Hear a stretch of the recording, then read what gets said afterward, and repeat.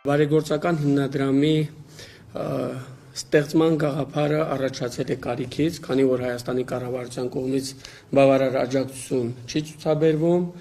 դիմում են մեզ բազմաթիվ հայրենակիցներ, ովքեր ծանր սոցիալական վիճակում են հայտնվել, դրանով պայմանավորված մենք որոշեցինք կոչ անել մեր հայրենակիցներին, փորձել օժանդակել եւ կանգնել արցախցիների կողքին։ Ինչպես իմ խոսքում նշել էի, կոչով եւ խնդրանքով դիմել էի հանրապետության նախկին նախագահներին, պարոն Ծառուկյանին, Սամվել Կարապետյանին, արձագանքները ճուշացան եւ ես ուզում եմ ձեզ ներկայացրել նվիրատուների մասին։ Վերջին օրերին երևի թե սոցիալական կայքերով եւ մամուլով տեղեկացաք, որ Սամվել Կարապետյանը արձագանքել է բենզինի պահեստի պայթունից զոհված մեր հայրենակիցների 238 ընտանիքների եւ եւս սեպտեմբերի 19 եւ 20-ին ադրբեջանական ագրեսիայի հետևանքով զոհված քաղաքացիական մեր 22 հայրենակիցների մասով ընդհանուր թվով 260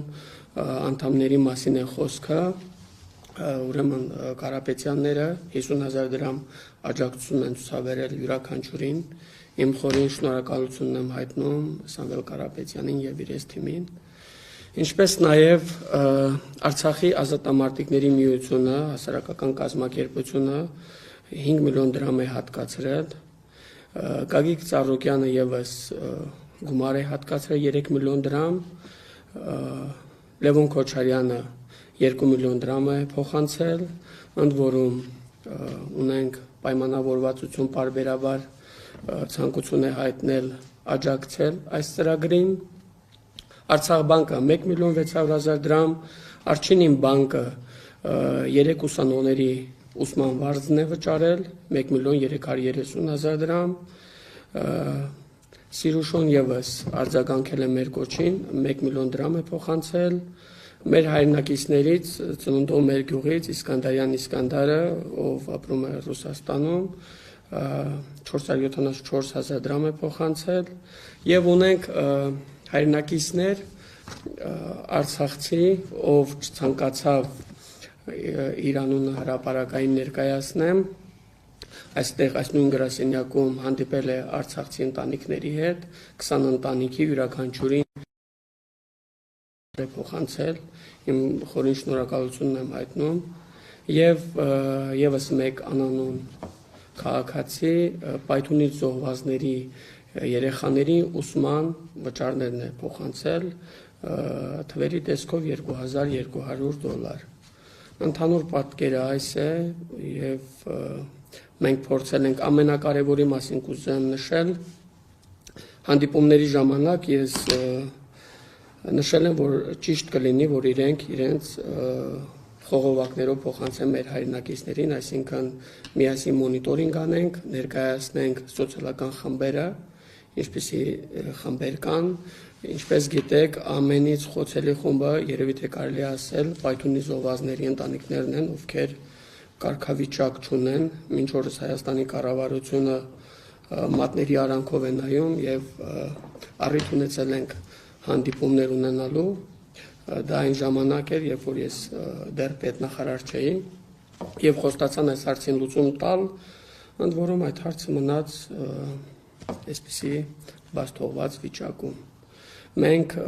բացի այն 260 ընտանիքները, որոնց որ Սամվել Կարապետյանն է 50,000 դրամ աջակցություն տրամադրել, մենք եւս 120 ընտանիքների տարբեր դրամական միջոցներ ենք հատկացրել, հիմնականում դրանք սոցիալական, բժշկական ոլորտներում են եղել, ունեցել են քաղաքացիներ, ովքեր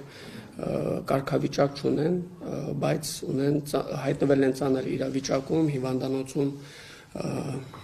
դեղորայքի եւ քիմիայի հետ կապված պետք է ընդունեին եւ նման իրավիճակներում մենք նրանց ձեռք ենք մեկնել։ Ասեմ, որ բարեգործական հիմնադրամը առաջիկայում եւս շարունակելու է իր աշխատանքը, մենք բոլորս հասկանում ենք, որ այսպիսի ֆորմատով, այսպիսի հիմնադրամով չենք կարող արցախցիների ամբողջ հարցերը լուծել, բայց ես նպատակահարմար եմ գտել փորձել գոնե ինչ որ չափով մեղմացնել մեր հայրենակիցների սոցիալական վիճակը։ Մենք բոլորս գիտենք, որ արցախցիների բռնի տեղահանումից հետո Հայաստանի կառավարությունը ամբողջությամբ իր վրա է վերցրել սոցիալական ամբողջ բեռը եւ մեկ ցուցիչի մասին կուզեմ ձեզ նշել, որ մինչ օրս բնակարանային ծրագրում 2000 ընտանիքների շեմը չի հաղթահարվել, ինչը եւս մեկ անգամ փաստում է, որ այդ ծրագիրը չի աշխատում։ Ես դիտեցի տարվա վերջի կառավարության նիստը, երբ որ նորանշանակ նախարարը զեկուցում էր ինչպիսի ծրագրեր կան արցախցիների համար, անկեղծ ասած ոսկեղենիկ հայերենով այնպես էր նկարագրված, որ մի պահ ինքս զարմացա, եթե ամեն ինչ այդքան լավ է, ինչու է մեր ժողովրդի վիճակը այսքան վատ։ Իրականում խնդիրն այն է, որ իրենք չեն համագործակցում Արցախի կառավարության հետ եւ տարբեր ծրագրեր կարելի ասել բաց թողնված վիճակում են հայտնվել։ Ընդ որում կարևոր եմ համարում, որ եւ վստահ եմ տեսնելով սոցիալական կայքերում ինչպեսի մեկնաբանություններ են լինում, մեր հայրենակիցները պետք է հասկանան եւ վստահ եմ հասկանում են, որ այսպիսի ծրագրով հնարավոր չէ ամբողջ արցախցիների սոցիալական խնդիրները լուծել։ Ինքս գիտակցել եմ, որ քննադատության արժանանալու եմ եւ պատրաստ եմ առողջ քննադատության, պատրաստ եմ ցանկացած ձևաչափով հանդիպել, քննարկել։ Կատարել ենք նման աշխատանք, հետագայում եւս այլ ծրագրեր ենք փորձելու կյանքի կոչենք։ Կարող եմ միայն շեշտել, որ ժամանակին արցախցիները դիմում էին ինձ, որ պետք է դիմել արցախցի գործարարներին, սա դարձել էր հանրային պահանջ, կարող եմ ասել, տասնյակ հանդիպումների ժամանակ արցախցիներ ինձ կոչ էին անում դիմել անձանց, ովքեր Արցախում առավել քան հայտնի էին։ Դիմել եմ Վիտալի Բալասանյանին, Արման Հակոբյանյանին, Բեկլարյան Բարսեղին, Հակոբ Հակոբյանին, Կամո Աղաջանյանի հետ չեմ կարողացել կապ հաստատել, կարծում եմ հետագայում այդ առիթը կունենամ։ Հանդիպել եմ Արտուր Աղաբեկյանի հետ, Կոմիտաս Կարապետյանի եւ շարունակելու ենք այս ցանկը, երկար կարելի է թվարկել։ Ամեն դեպքում եւս նշեմ անուններ, որ տասնյակ հանդիպումների ժամանակ լսել եմ արցախցիներից, խոսքը Արտուր Պետրոսյանի մասին է, Վարդան Բալայանի, Անդրանիկ Խաչատրյանի, Միքայել Աթայանի, Վազգեն Միքայելյանի, Արշավիր Ղարամանյանի,